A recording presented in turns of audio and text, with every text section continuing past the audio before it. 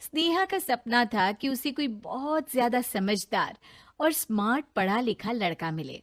लेकिन कहते हैं ना, जो भाग्य में होता है होता वही है। देख, मैं साफ कह रही हूँ, लड़की के बाप के पास भर भर के पैसा है। अरे एक बार लड़की ने तुझे पसंद कर लिया तो समझ के पैसे की तो नदियां भर जाएंगी, लेकिन फिर भी तेरी प्यास नहीं बुझेगी बेटा। अरे माँ, फ्रिज में मैंने 2 बोतल पानी की रखी है, और कैसे प्यास बुझेगी? अरे 5वीं फेल, मैं बात कर रही हूँ पैसों की प्यास की। तू गवाह नहीं समझेगा इस बात को। बस तुझसे लोगों की नौकरी करवा लो। वो क्या है ना आशीष की माँ, वो सीधा है, और जिसे तू लोगों की नौकरी बोल रही है ना, वो आशीष का प्यार है अपने लोगों के लिए, जिनसे वो प्यार करता है या जिनसे जुड़ा हुआ है वो। अरे जमाना नहीं रहा वो। अरे आज की डेट में तो ना बेटा माँ का है, ना ही पति पत्नी का। कैसी बात कर रही है माँ? चाहे दुनिया यहाँ की वहाँ क्यों ना हो जाए, मैं आपके बिना नहीं रह सकता।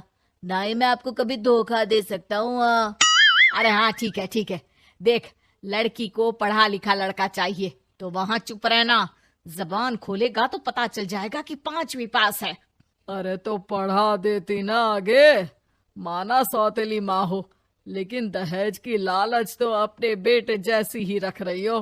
पापा ऐसा मत बोलिए ना माँ को, वो मेरी माँ है, मैं उनसे बहुत प्यार करता हूँ। अच्छा अच्छा बेटा, कुछ नहीं कहता, बस तैयार हो जा, चलते हैं और देखते हैं कि कौन है लड़की और क्या चाहती है।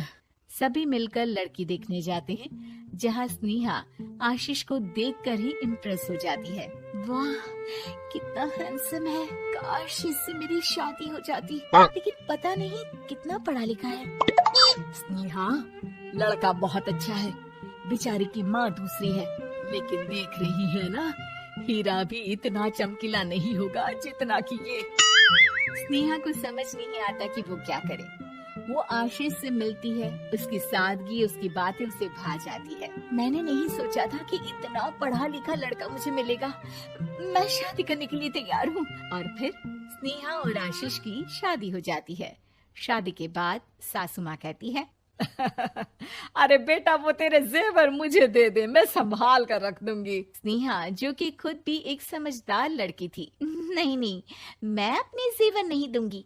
उसके लिए तो मैंने पहले ही लॉकर खुलवा लिया था माँ जी। ये मेरी कुछ आर्टिफिशियल ज्वेलरी है, इसे रख लीजिए। वैसे मेरी अलमारी में जगह नहीं है ना। सास बेचारी नई नई बहू से क्या उलझती। सुनिए जी, मैंने आपके लिए खाना और नाश्ता बना दिया है। ऑफिस कब जाना है? कौन से ऑफिस में? मैं तो घर का सारा काम करता हूँ। हाँ, क्या बात कर रहे हैं? इतना पढ़ लिख कर आप घर का काम क्यों करते हैं? कितना पढ़ लिख कर? मैंने तो सिर्फ 5वीं तक पढ़ाई की है। तभी वहाँ सास आ जाती है। अरे 5वीं तक भी पढ़ लिया तो समझो मेरी कृपा से, वरना तो जो इसके लक्षण थे ना, क्या बताना। अच्छा आशीष, जरा बाहर जा और भाग कर टूथपेस्ट लेकर आ। सुबह से मंजन नहीं किया। और हाँ, फिर जाकर दुकान की सफाई कर देना। तेरा छोटा भाई दुकान पर जाने को तैयार हो रहा है। स्नेहा ये सब सुनकर हैरान रह जाती है। वो सोचती है कि आखिर उससे क्या गलती हो गई जो उसके साथ ऐसा हुआ। आशीष स्नेहा के पास जाता है। सुनो, तुमको तो मैंने पहली मुलाकात में ही बताया था कि। स्नेहा आशीष की बात ही नहीं सुनना चाहती है। वो जोर से चिल्लाती है, चुप रहो बिल्कुल, गंवार कहीं के।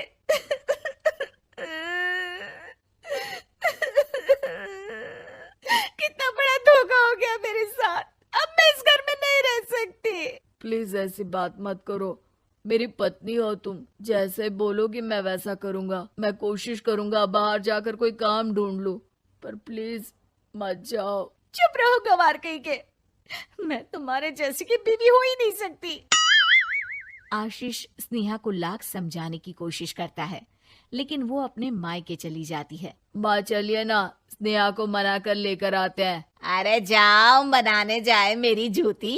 इतना घमंड, जैसे कलेक्टर हो कहीं की महारानी। अरे मैं तो तुझे कहूंगी कि तू भी भूल जा, हमने नहीं भगाया, खुद ही तो गई है। माँ वो बीवी है मेरी, मैं प्यार करता हूँ उससे, मैं जा रहा हूँ उसे लेने। वहीं स्नेहा के घर पर, माँ वो तो कुछ काम ही नहीं करता, घर का नौकर है, 5वीं पास।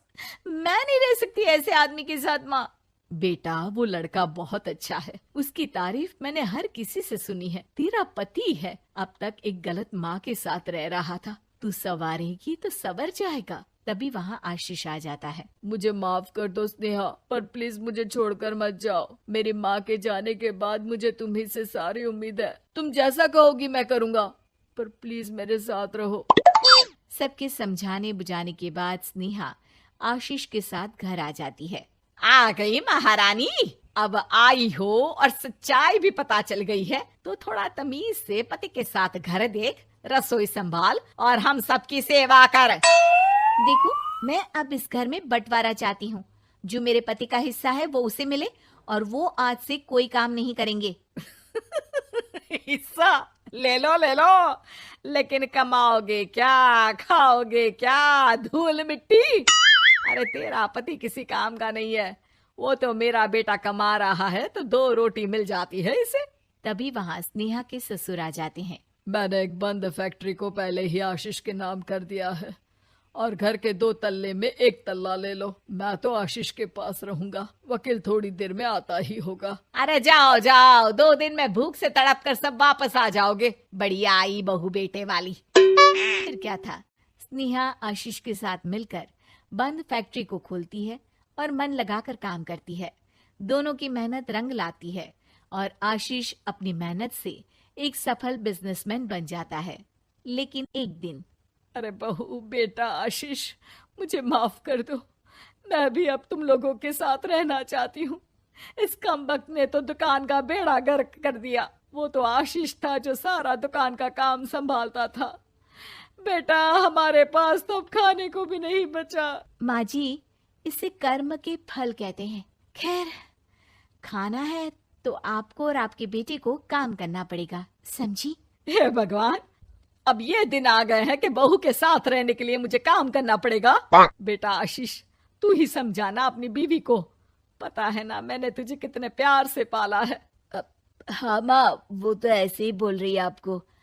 अरे घर में कामकाज के लिए बहुत सारे नौकर चाकर है, आप आराम से रहिए माँ। स्नेहा आशीष का अच्छा और सरल सच्चा व्यवहार देखकर मन ही मन सोचती है, मेरा पति गवार ही सही, लेकिन दुनिया का सबसे अच्छा इंसान है।